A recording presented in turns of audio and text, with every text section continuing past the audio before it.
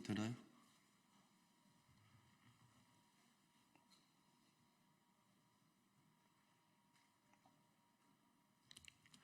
예, 더불어민주당 원내대변인 윤종군입니다. 두 건 브리핑하도록 하겠습니다. 특별감찰관으로 의혹이 규명됩니까? 특검으로 당명처럼 국민의힘이 될지 선택하십시오. 국민의힘이 14일 의원총회를 열고 특별감찰관 제도 도입에 대해 논의한다고 합니다. 특별감찰관 추천에 반대하지 않습니다. 하지만 대통령 친인척의 비위를 감찰하는 특별감찰관으로 지금 제기된 의혹들을 해소할 수 있습니까?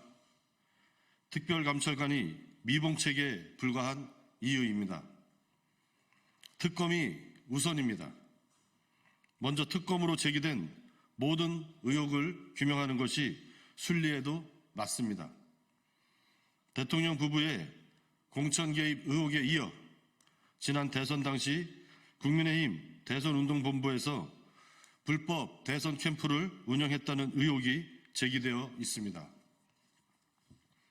국민의힘도 의혹 대상자라는 말입니다.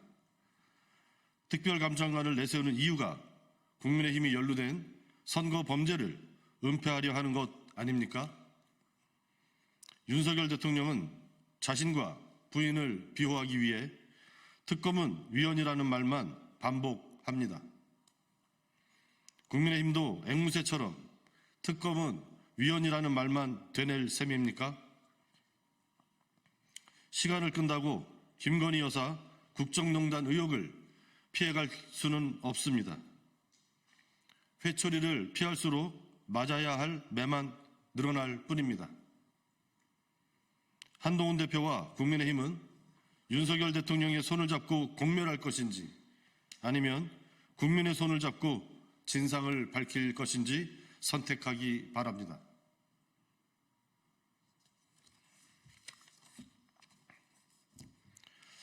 명태균 씨, 국민께 전모를 실토하는 것만이 더 이상 죄를 짓지 않는 길입니다.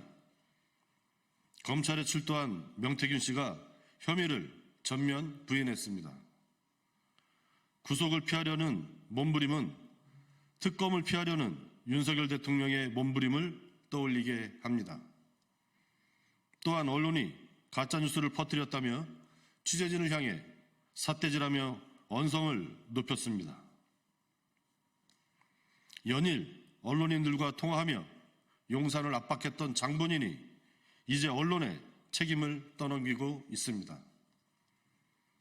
하지만 언론이 명태균 씨의 녹취록을 조작하거나 위조하기라도 했습니까?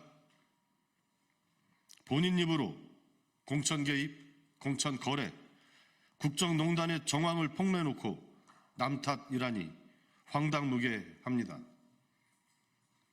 연일 공개되는 본인의 녹취에도 혐의를 모조리 부인하고 따져묻는 기자들에게 오히려 삿대질을 하다니 뻔뻔하기 그지없습니다. 대통령 부인을 앞세워 온 나라를 주물러 댄 것도 모자라 이제 국민을 희롱합니까? 명태균 씨는 착각하지 마십시오. 입장을 바꾼다고 구속을 피하기는커녕 죄만 늘릴 뿐입니다. 이리저리 말을 바꾸며 처벌을 피하려는 행태는 스스로 사기꾼을 자처할 뿐임도 명심하십시오. 거짓말로 처벌을 모면할 수는 없습니다. 국민께 전모를 실토하는 것만이 더 이상 죄를 짓지 않는 길임을 엄중히 경고합니다.